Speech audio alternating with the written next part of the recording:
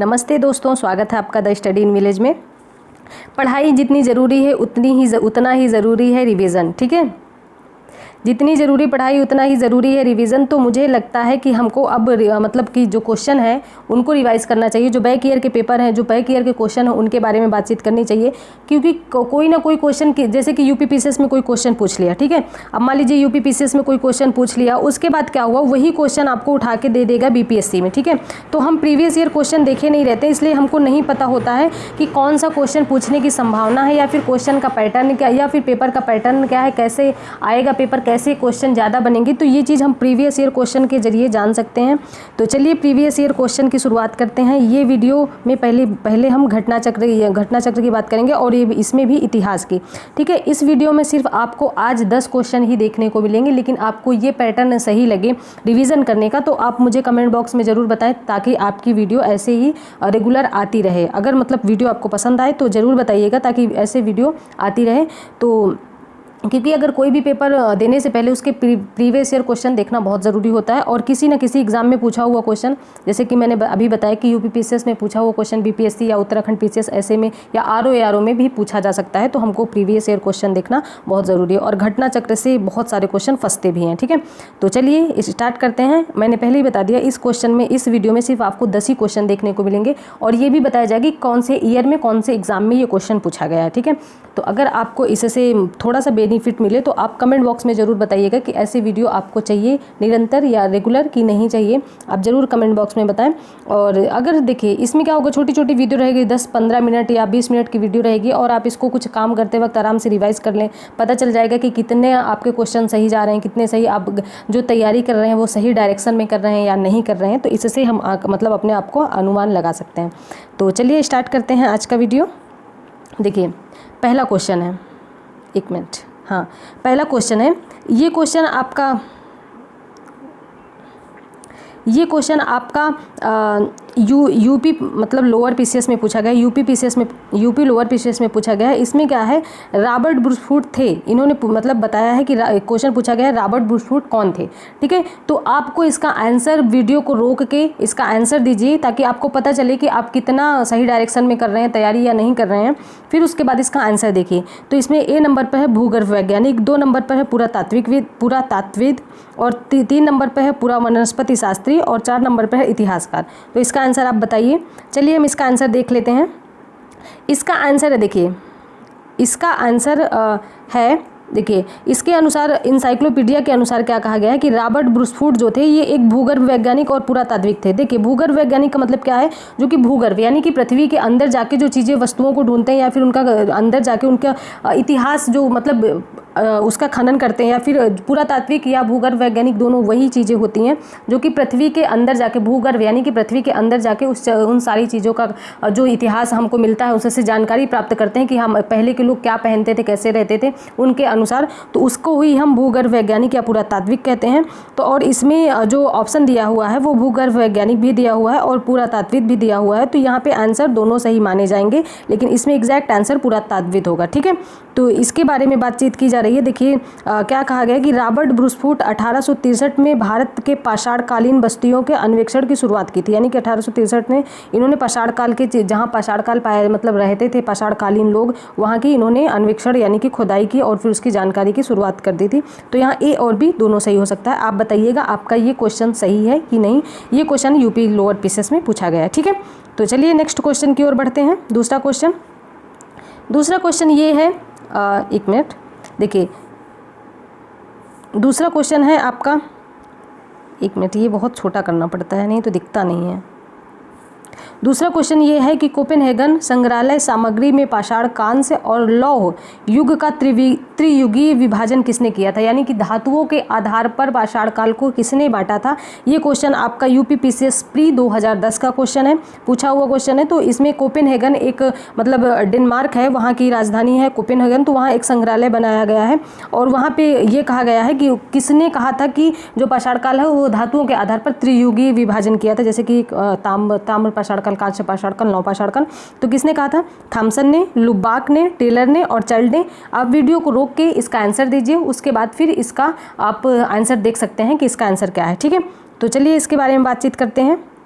देखिए यहाँ पे ये बताया गया कि डेनमार्क की एक राजधानी कोपेनहेगन, वहाँ पे एक संग्रहालय है जिसको हम कोपेनहेगन संग्रहालय कहते हैं। वहाँ पे उस संग्रहालय में दुनिया की जहाँ पे इतिहास पाया गया, दुनिया की जो जिस देशों का कुछ ना कुछ चीज़ें कोपेनहेगन संग्रहालय में सुरक्षित रखी हुई हैं, इतिहास को आगे बढ़ाने के लिए, आने वाली पीढ़ियों को उन इतिहास के बारे में जानकारी देने के लिए। ठीक है, तो इसमें ये कहा गया है कि 1818 और 1820 में एक आयोग की रिपोर्ट के अनुसार सामग्री के आधार पाषाण, कांस्य और लौह युग का त्रियुगीय विभाजन क्रिश्चियन जार्गेसन थॉमसन ने किया था। इनका पूरा नाम है। ठीक है, और यद्यपि थॉमसन 1836 ईस्वी में वर्गीकरण के अनुसार संग्रहालय की वस्तुओं का विवरण प्रकाशित किया था। ठीक है, तो किसने किया था?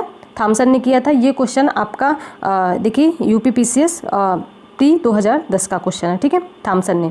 ओके, ए नंबर। उसके बाद चलिए आगे क्वेश्चन, मतलब तीसरे क्वेश्चन की ओर चलते हैं। 1 मिनट। ये है आपका तीसरा क्वेश्चन। इसमें ये कहा गया उत्खनित प्रमाणों के अनुसार पशुपालन प्रारंभ हुआ था, यानी पशुपालन कहाँ से प्रारंभ हुआ था इसके बारे में बताया गया है। और ये क्वेश्चन आपका UPPCS मेंस 2006 में पूछा गया है। पहले UPPCS का जो मेंस होता था वो ऑब्जेक्टिव होता था, यानी कि ऐसे जिस प्रकार प्री होता था ऐसे ही मेंस होता था, यानी कि वैकल्पिक होता था। अब रिटर्न होने लगा है। ठीक है, तो ये 2006 का पूछा हुआ क्वेश्चन है। उत्खनित प्रमाणों के अनुसार पशुपालन का प्रारंभ हुआ था निचले पूर्व पाषाण काल में, मध्य पूर्व पाषाण काल में, ऊपरी एवं पाषाण काल में, मध्य पाषाण काल में। तो पशुपालन कहाँ से पालना प्रारंभ किया गया था, यानी पशुपालन कहाँ से प्रारंभ हुआ था, ये इसके बारे में पूछा गया है। तो इसका आंसर आप वीडियो रोक के दीजिएगा, फिर बताइएगा कि आपका आंसर सही है कि नहीं। ठीक है, तो इसके बारे में देखिए, मध्य पाषाण काल में, देखिए मध्य पाषाण काल के अंतिम चरण में, यानी कि मध्य पाषाण काल, डी नंबर सही है। मध्य पाषाण काल के अंतिम चरण में या नव पाषाण काल के प्रारंभ में पशुपालन के साक्ष्य प्राप्त होने लगते हैं। और भारत में पशुपालन का साक्ष्य कहाँ से प्राप्त होता है? तो आदमगढ़, होशंगाबाद मध्य प्रदेश से, और बागोर, भीलवाड़ा राजस्थान से, दो स्थान से, यानी कि जो मध्य प्रदेश का एक आदमगढ़ स्थान है होशंगाबाद में, वहाँ से पशुपालन का साक्ष्य प्राप्त हुआ है, और बागोर से, यानी कि जो भीलवाड़ा है राजस्थान में, वहाँ से। ठीक है, तो आई होप आपको ये चीज़ें क्लियर हैं। चलिए आगे बढ़ते हैं। आगे देखिए वही क्वेश्चन फिर से दिया है, लेकिन इसका थोड़ा सा मतलब थोड़ा सा चेंज कर दिया, बाकी क्वेश्चन वही है। देखिए यहाँ पे ये पूछा हुआ है, अरे भगवान, आपको दिख रहा होगा। अगर नहीं सही लगता तो कमेंट बॉक्स में आप बताइएगा कि सही से दिखता नहीं है या फिर सही से बताया नहीं जाता, तो आप इसको कुछ ना कुछ इसमें और चीज़ें ऐड की जाएंगी या फिर इसको कुछ सुधारा जाएगा, तो आप बताइएगा। देखिए क्या है, मध्य पाषाण काल के प्रसंग में पशुपालन के प्रमाण जहाँ से मिले वह स्थान है। अभी हमने थोड़ी देर पहले डिस्कस किया कि भीलवाड़ा है मध्य प्रदेश में, नहीं भीलवाड़ा है बागोर राजस्थान में, और आदमगढ़ है होशंगाबाद मध्य प्रदेश में। तो यहाँ पे ऑप्शन क्या दिए हुए हैं, लांगराज या लंगनाज या फिर बीर भानपुर, आदमगढ़ और चौपानी मांडो। तो इसका आंसर मतलब अभी हम लोगों ने डिस्कस किया, तो देखिए ना क्वेश्चन रिपीट होते हैं, वैसे ही क्वेश्चन रिपीट होते हैं। आप अगर इसको अच्छे से एनालिसिस करेंगे तो बहुत सारे क्वेश्चन आपके इसमें फंसेंगे। ठीक है, तो ये क्वेश्चन आपका UPPCS प्री 2008 का क्वेश्चन है, और जो ऊपर वाला क्वेश्चन था UPPCS मेंस 2006 का क्वेश्चन था, और ये 8 का क्वेश्चन है। ठीक है, तो देखिए मेंस का क्वेश्चन आके यूपी मतलब प्री में दे दिया। तो ठीक है, इससे हमको यही बेनिफिट मिलता है कि अगर हम बैक ईयर क्वेश्चन पेपर पढ़ते हैं तो कहीं ना कहीं वो क्वेश्चन जाके फंस जाता है। तो आप इसका आंसर दीजिएगा कौन सा है, वीडियो पॉज करके दीजिएगा, फिर उसके बाद हम आगे इसका आंसर देखिएगा। तो देखिए अभी वही चीज़ मैंने इसमें डिस्कशन में लगाया है, C नंबर है इसका। यहाँ पे इसको ये क्योंकि ऊपर वाले का है तो ऊपर में मध्य पाषाण काल चौथे नंबर पर था, तो ये D मत मानिएगा, यहाँ पे C है। ठीक है, तो इसमें क्या है, भारत में आदमगढ़ और होशंगाबाद है, और बागोर भीलवाड़ा राजस्थान। ठीक है, इसके बारे में पशुपालन के साक्ष्य कब से, मध्य पाषाण काल से, मध्य पाषाण के अंतिम चरण से। ठीक है, चलिए आगे बढ़ते हैं। यहाँ पे 5वां क्वेश्चन देखिए, ये है निम्नलिखित में से किस स्थल से हड्डी के उपकरण प्राप्त हुए हैं? निम्नलिखित में से किस स्थल से हड्डी के उपकरण प्राप्त हुए हैं? तो ये क्वेश्चन आपका UPPCS मेंस 2010 का क्वेश्चन है। इसमें कौन सा ऐसा ये पूछा गया कि कौन सा ऐसा स्थल है जहाँ से हड्डी के उपकरण यानी कि हड्डी के औजार बने हुए प्राप्त हुए हैं? तो चौपानी मांडो, काकोरिया और महदहा से, सराय नाहर राय से। ठीक है, बताइए आप वीडियो रोक के, फिर इसका आंसर देखिएगा। तो चलिए इसके आंसर के बारे में बातचीत कर लेते हैं। तो इसमें C और D ये कहा गया है कि मध्य पाषाण काल में, ये भी ध्यान रखिएगा कौन से पाषाण काल में, तो मध्य पाषाण काल में 2 स्थान है प्रतापगढ़ में, एक का नाम है महदहा और दूसरे का नाम है सराय नाहर राय। ठीक है, तो महदहा से बहुत बड़ी मतलब लार्ज स्केल पर बहुत बड़ी संख्या में हड्डियों के उपकरण प्राप्त हुए हैं, यानी कि हड्डी के औजार बनाए जाते थे वो प्राप्त हुए हैं, और अल्प मात्रा में सराय नाहर राय से, इसलिए इसमें C और D दिया गया है। लेकिन इसमें आंसर सही होगा महदहा, यानी कि सब अल्प मात्रा में थोड़ी ना पूछा, बहुत भारी मात्रा में, तो महदहा से। और कहाँ है, उत्तर प्रदेश के प्रतापगढ़ जिले में। ठीक है, तो यह और कौन से काल का है, तो मध्य पाषाण काल में, ठीक है, ये चीज़ ध्यान रखिएगा। चलिए आगे बढ़ते हैं। उसके बाद ये छठा क्वेश्चन है आपका, देखिए वही क्वेश्चन फिर से रिपीट करके दिया हुआ है, जो ऊपर पूछा हुआ है वही क्वेश्चन फिर से इसमें दिया हुआ है। तो इसमें क्वेश्चन पूछा है, 1 मिनट, इसमें क्वेश्चन पूछा हुआ, हड्डी से निर्मित आभूषण भारत में मध्य पाषाण काल के संदर्भ में प्राप्त हुए हैं। देखिए मध्य पाषाण काल के संदर्भ में, यानी कि मध्य पाषाण काल में हड्डी के उपकरण प्राप्त हुए हैं, तो कहाँ से प्राप्त हुए हैं, इसमें ऑप्शन है सराय नाहर राय से, महदहा से, लेखिया से और चौपानी मांडू से। आई थिंक मतलब आई होप इसमें आप लोगों को कोई दिक्कत नहीं होगी और इसका आंसर दे लेंगे आप। ये क्वेश्चन आपका यूपी RO मेंस में 2013 में पूछा हुआ क्वेश्चन है, ठीक है। तो बताइएगा इसका आंसर, वीडियो मतलब कि वीडियो रोक के कमेंट बॉक्स में इसका आंसर बताइएगा कि कहाँ है। तो अभी हमने इसका डिस्कशन किया कि महदहा से प्राप्त हुए हैं, यानी कि महदहा से बहुत बड़ी मतलब बड़े लार्ज स्केल पे प्राप्त हुए हैं, बड़े स्तर पर, और सराय नाहर राय से थोड़े कम, ठीक है। और कौन से काल में, मध्य पाषाण काल में, ठीक है। तो चलिए आगे बढ़ते हैं। 7वां क्वेश्चन आपका ये है, एक ही कब्र से 3 मानव कंकाल निकले हैं, एक ही कब्र से 3 मानव कंकाल कहाँ पर मिले हैं ये बताया गया है। तो ये क्वेश्चन आपका यूपी PCS प्री 2016 का क्वेश्चन है कि कहाँ से एक ही कब्र में 3 मानव कंकाल एक साथ दफनाए गए थे और उनका साक्ष्य मिला है। तो सराय नाहर राय से, 1 मिनट, सराय नाहर राय से, दमदमा से, महदहा से और लंगनाथ से, ठीक है। तो इसका आंसर दीजिएगा। चलिए इसका आंसर देख लेते हैं।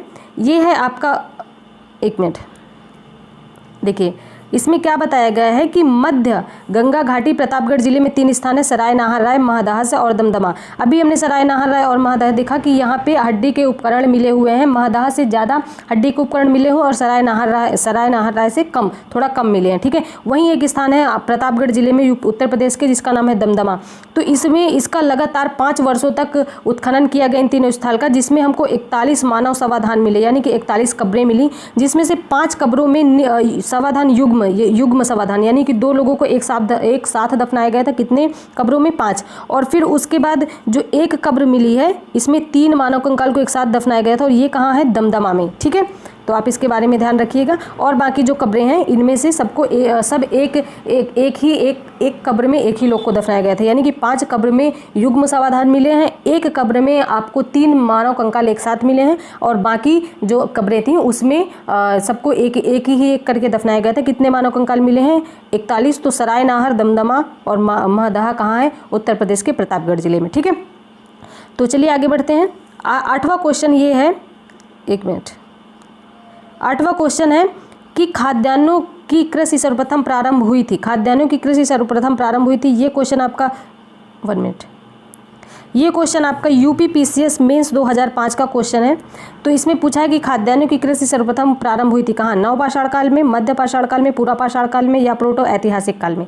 वीडियो को रोक के इसका आंसर दीजिए, फिर बताइएगा कि आपका आंसर सही है कि नहीं, ठीक है। तो इसका आंसर देख लेते हैं। देखिए यहाँ पे है खाद्यान्नों के उत्पादन में सर्वप्रथम नवपाषाण काल में प्रारंभ हुआ था, और यही वह समय है जब मनुष्य कृषि कर्म से परिचित था, और नवपाषाण काल में ही पहिए की खोज भी की गई थी। ये कहा जाता है कि ये मतलब कृषि करने लगे थे, मनुष्य कृषि करने लगा था, तो अनाज को एक स्थान से दूसरे स्थान तक ले जाने के लिए शायद कुछ ऐसे बैलगाड़ी टाइप का कुछ गाड़ी का प्रयोग करते थे, जिसके पहिए की खोज नवपाषाण काल में ही हुई थी। तो ठीक है, ध्यान रखिएगा इसको। कृषि कहाँ से प्रारंभ हुई, नवपाषाण काल से, और पशुपालन मध्य पाषाण काल के अंतिम से, ठीक है। तो पहले पशुपालन हुआ और कहाँ पर हुआ है, तो होशंगाबाद जो मतलब आदमगढ़ है मध्य प्रदेश में, और बागोल भीलवाड़ा राजस्थान, ठीक है। तो चलिए आगे बढ़ते हैं। 9वां क्वेश्चन देखिए, इसमें है भारत में मानव का सर्वप्रथम साक्ष्य कहाँ से मिलता है, यानी कि भारत में, 1 मिनट, बहुत छोटा हो जाता है इसमें, दिखता नहीं फिर। भारत में मानव का सर्वप्रथम साक्ष्य कहाँ से मिलता है, तो नीलगिरी से पहाड़ियों से। यहाँ पे ये पूछा गया है कि भारत सबसे पहले मानव मतलब जो भारत में मानव सबसे पहले कहाँ निवास किया था, यानी कि वहाँ उसने कहाँ एक स्थिर बस्तियाँ, यानी कि वो रहने लगा था। पहले तो घुमंतु था ना, कि घूमता था एक स्थान से दूसरे स्थान। ये कहा गया कि स्थायी जीवन वो कहाँ से प्रारंभ किया है, तो ठीक है। तो भारत में मानव को सर्वप्रथम साक्ष्य कहाँ से मिला, नीलगिरी की पहाड़ियों से, शिवालिक की पहाड़ियों से, नलमाला की पहाड़ियों से और नर्मदा घाटी। ये उत्तराखंड PCS 2006 का क्वेश्चन है, ठीक है। उत्तराखंड PCS 2006 का क्वेश्चन है। तो कौन से कहाँ है, नीलगिरी की पहाड़ियाँ, शिवालिक की पहाड़ियाँ, नलमाला की पहाड़ी और नर्मदा घाटी की पहाड़ियाँ। इसका आंसर आप वीडियो रोक के दे सकते हैं और देखिएगा कि आपका सही है कि नहीं। इसमें है नर्मदा घाटी, ठीक है। तो चलिए आगे बढ़ते हैं, इसका आंसर देख लेते हैं। देखिए, भारत में मानव का सर्वप्रथम साक्ष्य मध्य प्रदेश के पश्चिम नर्मदा क्षेत्र में अवस्थित हथनौरा या होशंगाबाद, ठीक है। यहाँ से प्राप्त हुआ है और इसकी खोज पुरातात्विक अरुण सोनकिया ने 5 दिसंबर 1982 को की थी। तो आप ये चीज़ याद रख सकते हैं, ठीक है। तो उसके बाद चलिए 10वां क्वेश्चन, लास्ट क्वेश्चन है या इस वीडियो का। अब बताइएगा कि आपको 10 क्वेश्चन चाहिए या फिर और अधिक क्वेश्चन चाहिए, इसके बारे में बताइएगा कि मतलब 10 क्वेश्चन चाहिए या फिर और अधिक क्वेश्चन चाहिए। अभी मैंने शुरुआत में सिर्फ 10 क्वेश्चन इसलिए रखे हैं कि आपको ये वीडियो पसंद आती है तो आप कमेंट बॉक्स में ज़रूर बताएं, और क्वेश्चन भी इसमें ऐड कर दिए जाएंगे ताकि आपका रिवीजन प्रॉपर वे में होता रहे और आपके ऊपर पेपर टाइम पे बर्डन ना हो। आप इसको कुछ भी काम करते हैं तो आराम से लगा लीजिए, और 10 ही क्वेश्चन होते हैं, 10-20 क्वेश्चन रहेंगे तो आराम से आप इसको देख सकते हैं, ठीक है। तो 10वां क्वेश्चन, एक मिनट पहले तो ये देख लेते हैं कि ये क्वेश्चन बीपीएससी में यानी कि 66वीं बीपीएससी का एग्जाम हुआ था, री एग्जाम यानी कि दोबारा एग्जाम हुआ था उसे 2020 में, उसमें पूछा गया है और यही क्वेश्चन आपका रिपीटेड है। देखिए इसमें पूछा हुआ है कि प्रथम मानव जीवाश्म भारत की किस नदी घाटी से प्राप्त हुआ। अभी हमने जस्ट इसको ऊपर डिस्कस किया, तो गंगा नदी, यमुना घाटी, नर्मदा घाटी, ताप्ती, और उपर्युक्त में से कोई नहीं, उपर्युक्त में से एक से अधिक। क्या होता है कि बीपीएससी में जो लोग बीपीएससी देते हैं उनको पता होगा कि इसमें 5 ऑप्शन होते हैं, ठीक है। हर पेपर में 4 ऑप्शन होते हैं, ए बी सी डी, इसमें ई भी होता है और इसमें होता है उपर्युक्त में से कोई नहीं और एक से अधिक। ये हर क्वेश्चन में कंपलसरी होता है, ठीक है। अब शायद 1/4 माइनस मार्किंग भी बीपीएससी में जुड़ चुकी है, अभी तक इसमें माइनस मार्किंग नहीं होती थी। तो इसका आंसर है सी यानी कि नर्मदा घाटी, ठीक है। तो आई होप आपको ये सारी चीज़ें समझ में आई होंगी। ये देखिए वही चीज़ है जो लगाया गया है कि मतलब ऊपर वाले जो क्वेश्चन था उसमें बताया गया है कि 5 दिसंबर 1982 को इसकी खोज अरुण सोनकिया ने की थी और ये क्वेश्चन भी पूछा हुआ है। तो कहाँ पे, हथनौरा, होशंगाबाद, नर्मदा घाटी के मध्य प्रदेश के पश्चिम नर्मदा में, ठीक है। तो आई होप आपको ये सारी चीज़ें क्लियर होंगी, और अगर आपको वीडियो अच्छी लगी हो तो प्लीज़ लाइक, सब्सक्राइब, शेयर करें। अगर आपको थोड़ा सा फ़ायदा हो रहा है तो दूसरे को भी इसमें फ़ायदा होगा। और मतलब मुझे लगता है कि रिवीजन बैक ईयर पेपर हमको देखना ही चाहिए।